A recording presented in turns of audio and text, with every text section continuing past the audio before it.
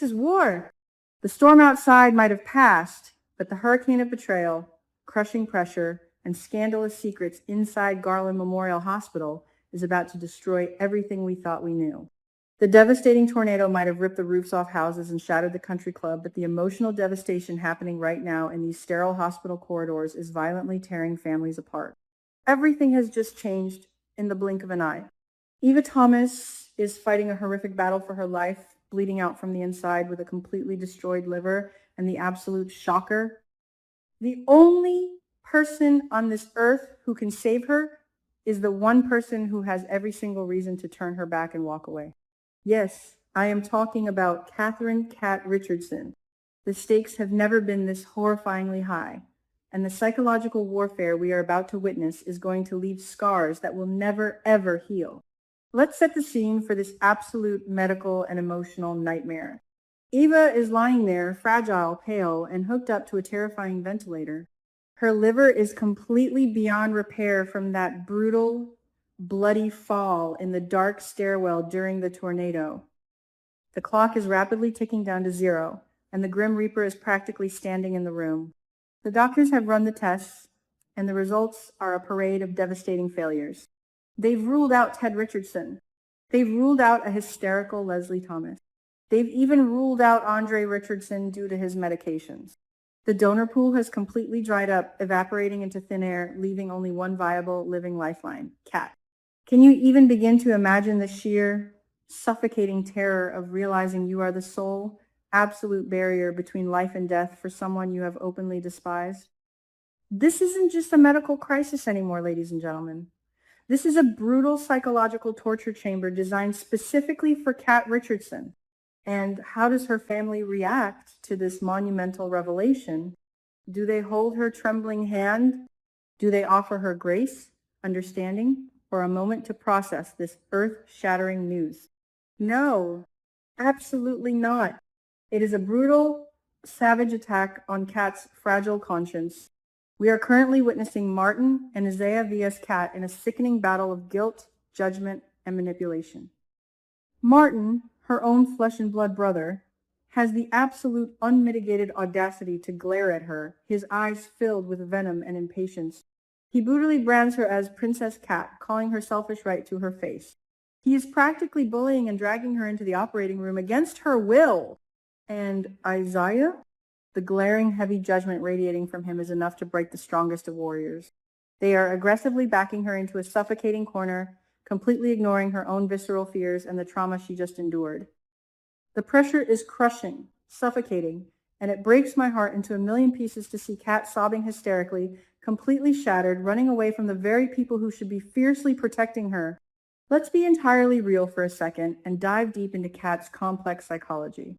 Cat projects this incredibly tough, unbreakable, bad girl exterior to the world.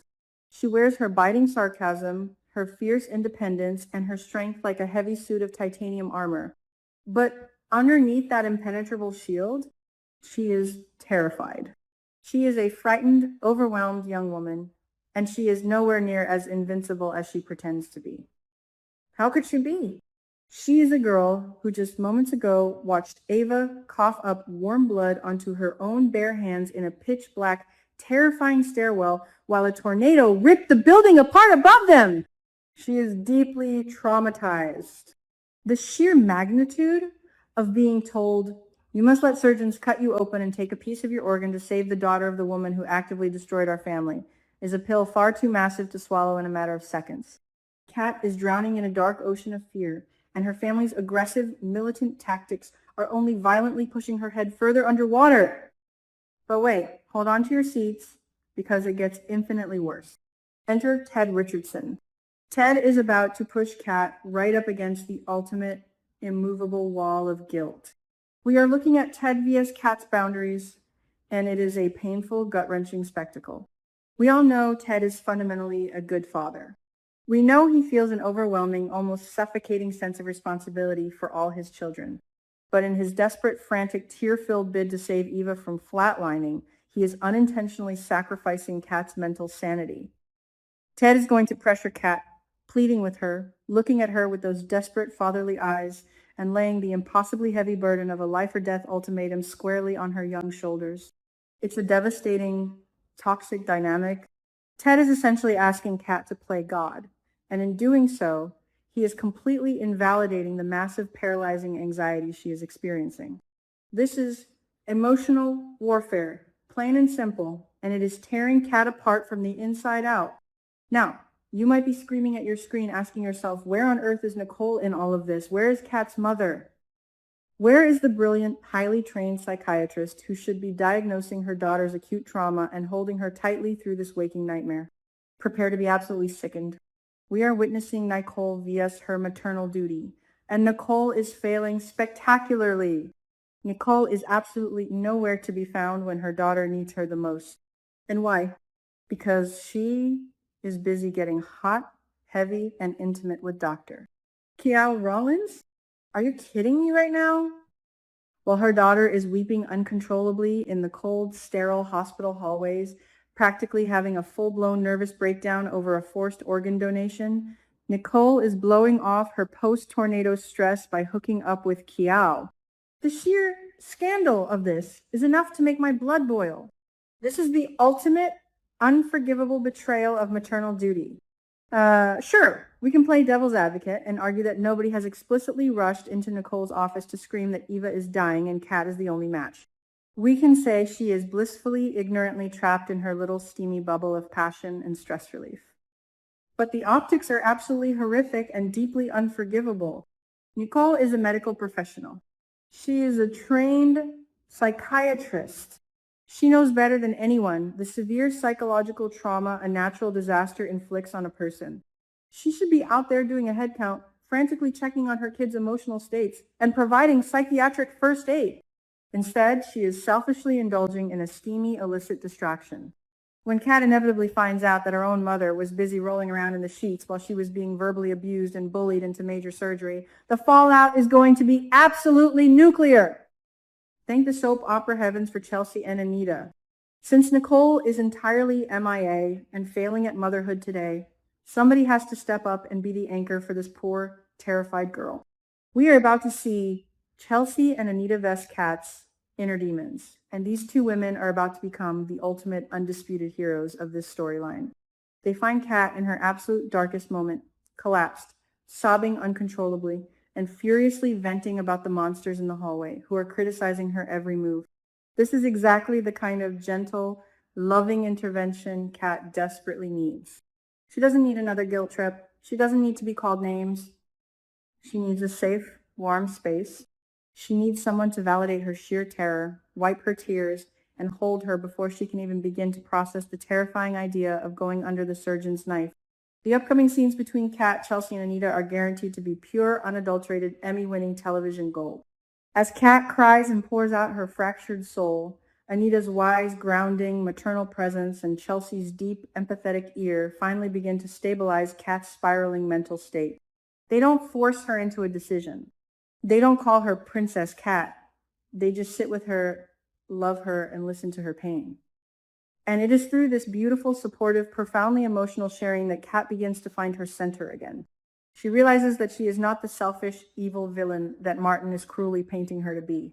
She is just a scared, traumatized young girl who needed a minute to breathe and process the weight of the world that was just dropped on her. And then the massive, earth-shattering epiphany hits.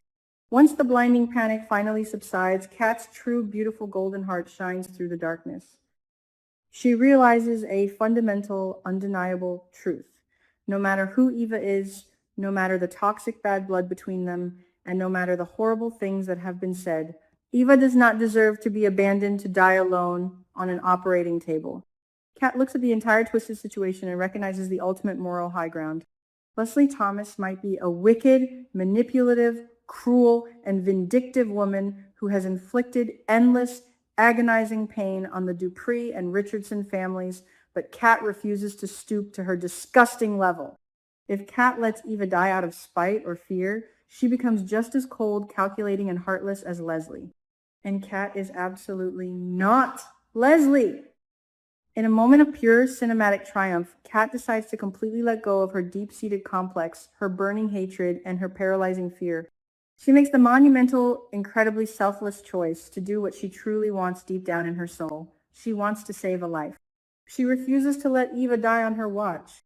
This is a massive, beautiful character evolution for Kat. She is boldly stepping out of the dark shadows of her family's bitter generational rivalries and proving to everyone that she is the bigger, better person. She's a true hero, not because she was bullied, shamed, or guilt-tripped into it by Martin's venomous words, but because she found the incredible strength within her own heart, guided by the pure, unconditional love of Chelsea and Anita. Meanwhile, we absolutely have to talk about the utterly bizarre, deeply ironic, and frankly ridiculous situation happening on the other side of the hospital with Ted and Leslie. We are looking at Ted vs. Leslie's suffocating clinginess. Ted is currently inextricably entangled in Leslie's sticky web of despair. Leslie, the very woman who has relentlessly schemed, plotted, and tried to destroy their happiness, is completely wrapped around Ted, clinging to him like a desperate castaway on a life raft. The sudden, violent shock of Eva's critical condition has completely shattered Leslie's tough, villainous exterior, leaving her an absolute blubbering, hysterical mess. And Ted, being the inherently good, noble, and deeply responsible man that he is, simply cannot find it in his heart to violently push her away. He is actually standing there, physically comforting the very woman who has caused his family so much agonizing chaos. It is almost laughable how heavily Leslie leans on Ted, but it perfectly highlights Ted's incredible, almost superhuman capacity for compassion. He is trying so incredibly hard to be the ultimate good father, taking on the massive responsibility for every single one of his children, biological, adopted, or otherwise, during the chaotic, bloody aftermath of this horrific storm. Ted is walking a microscopic, razor-thin tightrope right now. He is frantically trying to save Eva's life, comfort a hysterical and broken Leslie, pressure Kat, albeit in a deeply misguided and damaging way, and keep his entire fractured, traumatized family from completely imploding into dust. I truly, deeply hope Ted can somehow navigate this explosive minefield without causing permanent, irreparable damage to Kat's trust or completely shattering Shanice's heart in the process. The emotional stakes are absolutely skyrocketing into the stratosphere, and the fallout from these life-altering decisions is going to violently echo through the pristine streets of Fairmont Crest for years to come. Will Kat's high-risk transplant surgery go smoothly, or will there be a tragic, unforeseen medical complication that puts both girls in the grave? How on earth will Nicole possibly justify her steamy, wildly inappropriate rendezvous when she finally emerges from Kial's sweaty arms, only to find her entire family in emotional shambles? And will Ted's intimate, desperate comforting of Leslie cross a dangerous line that simply cannot be uncrossed? Don't miss what happens next, because the drama is only going to get darker, deeper, and infinitely more explosive. Hit that subscribe button, smash the like, and sound off in the comments below with all your wildest theories. See you next time.